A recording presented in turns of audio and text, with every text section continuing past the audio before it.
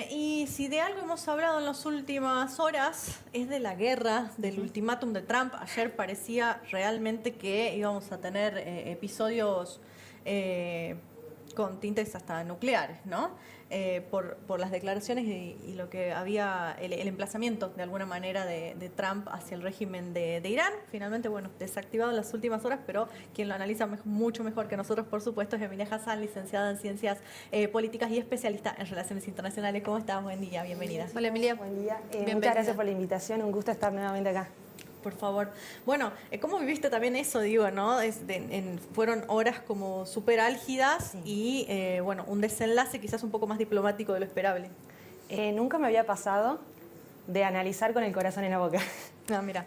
Fue un evento muy importante, sobre todo al momento de Trump anunciar esto de la posibilidad de aniquilar una civilización, como él lo mencionó en sus declaraciones y también en sus redes sociales.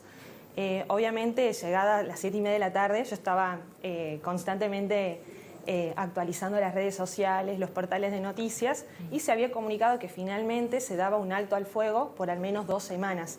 Y cuando leí esa noticia fue un suspiro, un alivio, de decir, bueno, no sabemos cuánto va a durar, pero por lo menos no va a ser esta noche. Y obviamente el análisis comienza a tener estas cuestiones de estar atravesados por la emoción, por la intranquilidad, por la incertidumbre, de no saber, incluso en estos momentos donde, ayer también lo mencionaban en Panorama Tucumano, en la entrevista, de no saber si nos dejamos llevar por la declaración de 2 jefes de Estado o esto se reanuda a los pocos minutos o a las pocas horas.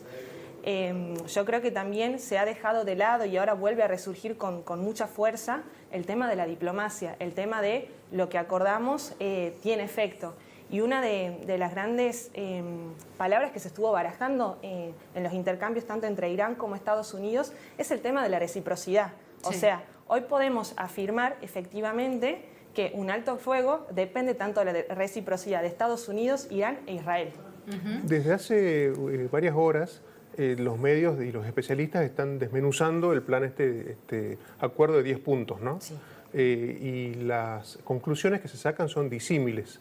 Hay quienes dicen ganó Irán, hay quienes dicen ganó Estados Unidos. Sí. Israel está en una posición medio extraña porque al principio agradeció y ponderó alto el fuego, pero después siguieron los ataques en Medio Oriente. ¿Cuál es tu análisis en este contexto tan complejo, ¿no? Mira, yo creo que en este conflicto bélico tan especial, tan particular, hay que tener en cuenta que es una guerra en curso y estamos teniendo actualizaciones minuto a minuto. Como vos bien señalás, por un lado ayer Donald Trump cuando anuncia el alto al fuego, incluso en su misma declaración dice, hemos tomado los 10 puntos de Irán, que nos parece una base viable para partir y para negociar. Y hoy a la mañana te das con que no, Irán está negociando con los 15 puntos que nosotros le presentamos.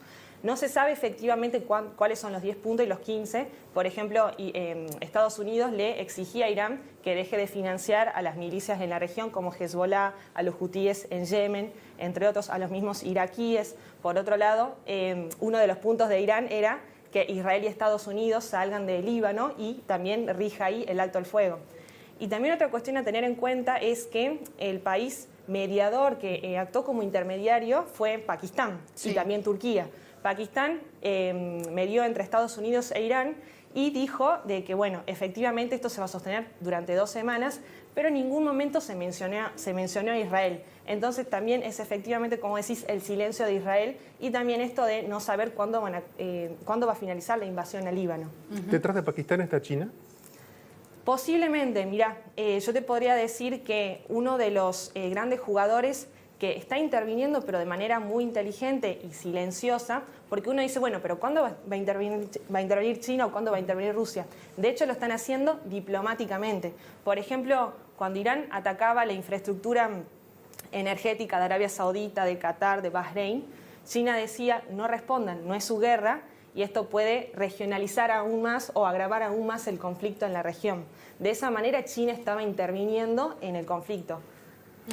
Al respecto a esto, perdón, que la estoy aprovechando a full. Por favor, hay una cuestión muy sensible que tiene que ver con la información. Y bueno, las fuentes, estamos, como bien decís, en medio de un conflicto, estamos en medio de una guerra, pero esto nos lleva un poco buscar distintas fuentes para informarnos, porque no tenemos muy claro en muchas oportunidades qué está pasando. ¿Qué recomendás vos para el ciudadano que quiere estar bien informado sobre lo que sucede en Medio Oriente? ¿Cuáles son las fuentes que vos recomendarías acudir? Mira, yo últimamente me estoy interiorizando, informando a través de medios norteamericanos y también de medios iraníes. Por ejemplo, una plataforma que consulto muchísimo por darle noticias, que es Foreign Affairs. Justamente me parece una plataforma, un lugar a tener en cuenta, porque, por ejemplo, recogen tanto los puntos de vista norteamericanos, los puntos de vista de Israel y los puntos de vista de los iraníes. Por ejemplo, no es un dato menor que los 10 puntos hayan estado influenciados por quien actualmente se encuentra negociando el programa nuclear de Irán con Estados Unidos, que es Sabat Zarif, y él habla de esto, ¿no? De que a Irán le conviene terminar cuanto antes la guerra, defender su integridad territorial, defender el régimen y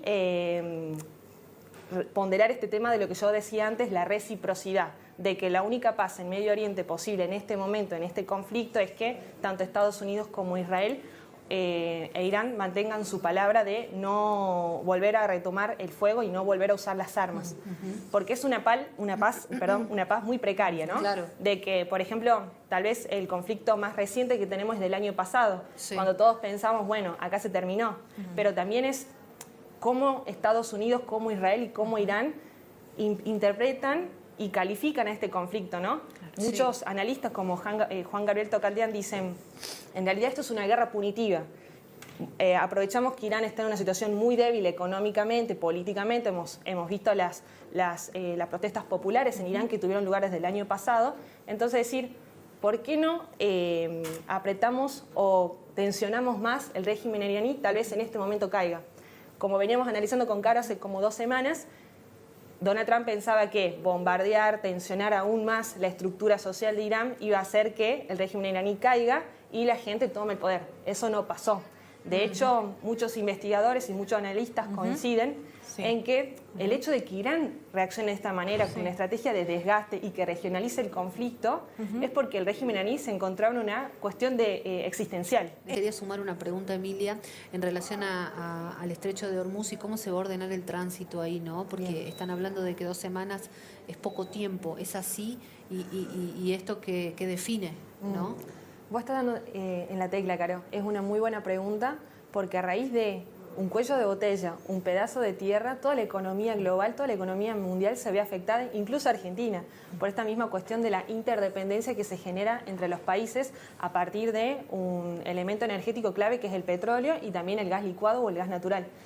Mira, yo te puedo decir de que si bien en este momento Irán, y según diferentes portales de noticias, también respondiendo a la pregunta del compañero, por ejemplo, The Wall Street Journal, The Economist, habían anunciado que el estrecho de Hormuz estaba bloqueado, ¿pero para quién? El estrecho de Hormuz estaba bloqueado tanto para Israel como para Estados Unidos. Claro. Pero no estaba bloqueado, por ejemplo, para China, para Pakistán, para la India y para otros países que son los aliados y que han ponderado el tema de la diplomacia como estrategia para acercarse a Irán y debilitar las rispideces o los malos entendidos.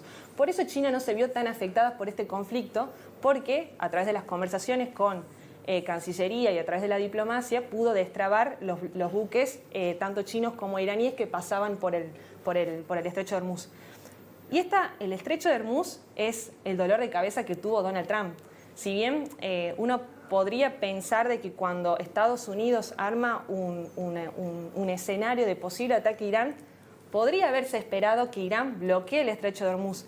Pero cuando, por ejemplo, se inicia la guerra e Irán ya directamente bloqueó el estrecho, los mismos integrantes del Congreso norteamericano que estaban enterados, ellos no nos dijeron, o por lo menos no esperábamos, que Irán recurra a esa instancia de bloquear el estrecho. Por primera vez Irán bloquea el estrecho, ni siquiera lo había hecho en la guerra de Irán-Irak en los 80.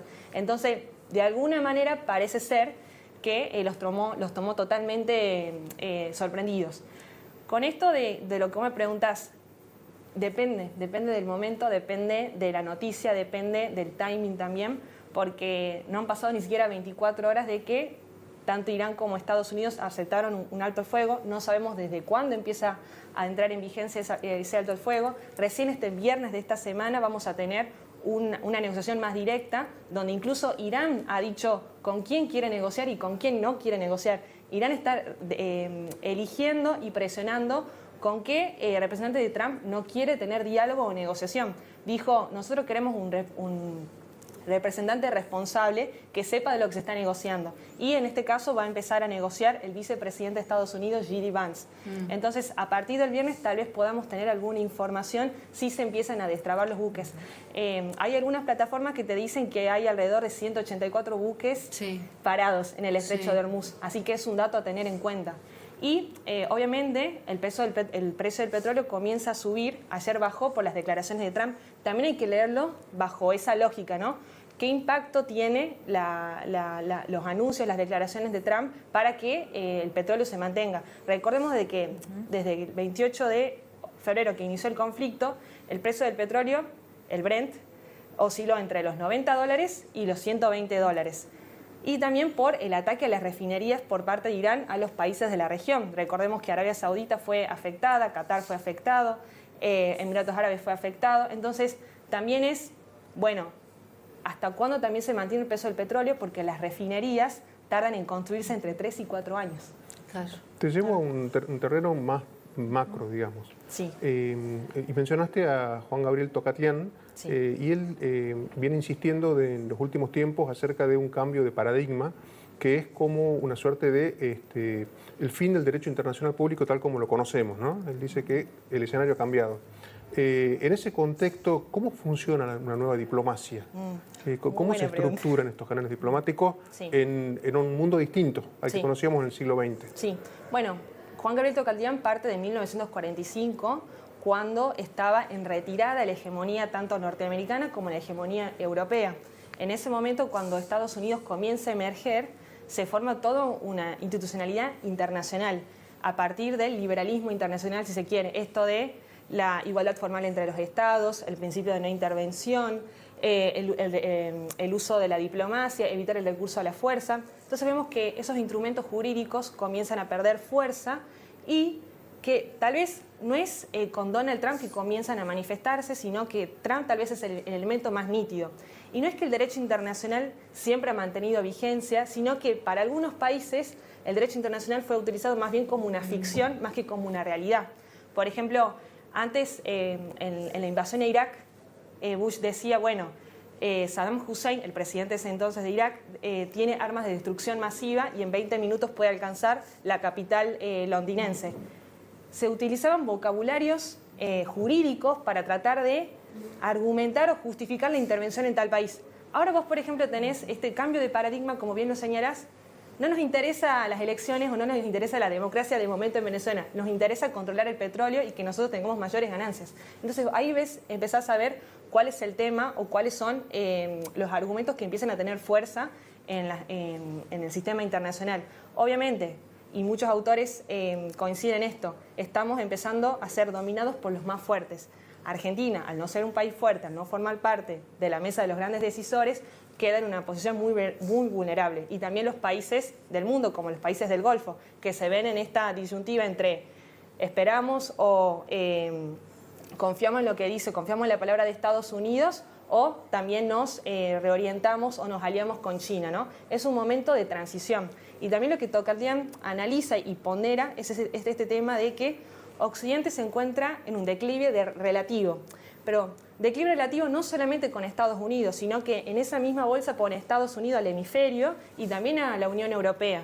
¿Por qué? Porque desde hace más o menos, desde 1970, el poder ha empezado a oscilar de Estados Unidos, de Occidente a Oriente. ¿Y cuáles son esos países emergentes o reemergentes? Por ejemplo, China, India, Indonesia, que son países que empiezan a tener mayor peso en la globalización. También por un proceso que fue, perdón si me pongo muy efusiva con esto, por un proceso que fue estimulado, propiciado por el mismo Estados Unidos. Mano de obra barata, la globalización, la expansión de los mercados, entre otras cosas.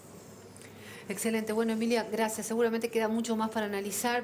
Vamos a invitarte nuevamente porque este es un tema que continúa, ¿no? Seguramente. Muchas gracias, un gusto. Un placer, como siempre. Ojalá que dure 2 semanas. Como bien decís, esto es minuto a minuto, ¿no? Así Minuto a es, minuto, sí. Así Muy es. fuerte. Bueno.